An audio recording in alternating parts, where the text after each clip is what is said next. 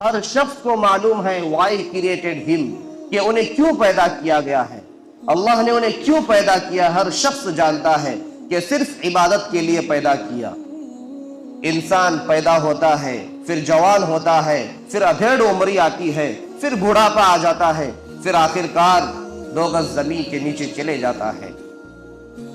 یہ سارا زندگی کا کھیل ہے، لیکن اللہ تعالیٰ نے ہمیں یہ بیان فرمایا وَمَا خَلَقْتُ الْجِنَّ وَالْإِنسَ إِلَّا لِيَعْبُدُونَ کہ ہم نے انسانوں اور جناتوں کو صرف عبادت کے لیے پیدا کیا۔ تو اگر ایسا ہوتا کہ اللہ تعالیٰ نہ ہمیں کھانے کی مہلت دیتے، نہ پینے کی مہلت دیتے، نہ ہنسنے کی مہلت دیتے، نہ رونے کی مہلت دیتے، نہ سونے کی مہلت دیتے، کسی بھی چیز کی مہلت نہیں دیتے، تب بھی ہم پر کوئی جواز نہیں بنتا تھا کہ ہم اللہ کے یہاں دربار میں شکایت کریں کہ اے اللہ ہمیں کھانے کا موقع دے۔ لیکن اس کے باوجود بھی اللہ تعالیٰ نے جب ہمیں یہ فرمایا ہے کہ ہم نے انسانوں اور جناتوں کو صرف عبادت کے لیے پیدا کیا، اس کے باوجود بھی اللہ تعالیٰ نے اپنا فضل اور کرم کیا۔ گویا کہ اللہ تعالیٰ نے ہمیں یہ آپشن دے دیا کہ ہم کھا بھی سکتے ہیں، سو بھی سکتے ہیں، رشتہ داروں سے ملاقات بھی کر سکتے ہیں۔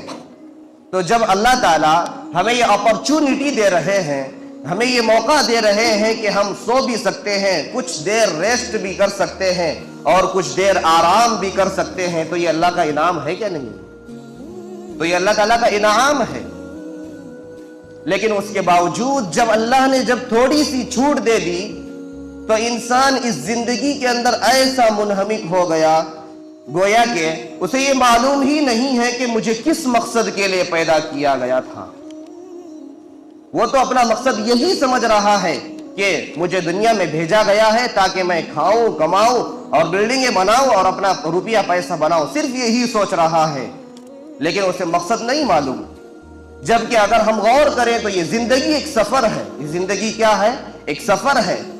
یہ سفر ہی تو ہے کہ بچہ پیدا ہوا، پھر جوان ہوا، اور پھر اس کی ساری خواہشیں پوری ہو گئی، پھر بڑھاپا آ گیا، ادھیڑ عمری کے بعد بڑھاپا آ گیا، پھر 2 گز زمین کے نیچے چلا گیا۔ یہ سفر نہیں تو اور کیا ہے؟ ہر عقل مند آدمی سمجھ سکتا ہے کہ جب کوئی کسی سفر پر جاتا ہے تو کوئی نہ کوئی مقصد اس کا ضرور ہوتا ہے۔ اگر کوئی کوروار سے بیجاپور جا رہا ہے تو اس کا کوئی نہ کوئی مقصد ضرور ہوگا۔ کوئی تجارت کے لیے جاتا ہے، کوئی رشتہ داروں سے ملاقات کے لیے جاتا ہے، کوئی چیزیں خریدنے کے لیے جاتا ہے، اس کا ضرور بھی ضرور کوئی نہ کوئی مقصد ضرور ہوگا۔ کوئی بیوقوف ہی ہوگا جو اٹھ پڑے اور چل پڑے سفر کے لیے، اور جب اس سے پوچھا جائے کہ کیا مقصد ہے، کہاں جا رہے ہو، اور وہ بول دے مجھے نہیں معلوم کہاں جا رہا ہوں۔ وہ بیوقوف کہہ سکتا ہے لیکن عقل مند نہیں کہہ سکتا۔ تو جب ہم کسی سفر پر جاتے ہیں تو ہمارا کوئی نہ کوئی مقصد ضرور ہوتا ہے۔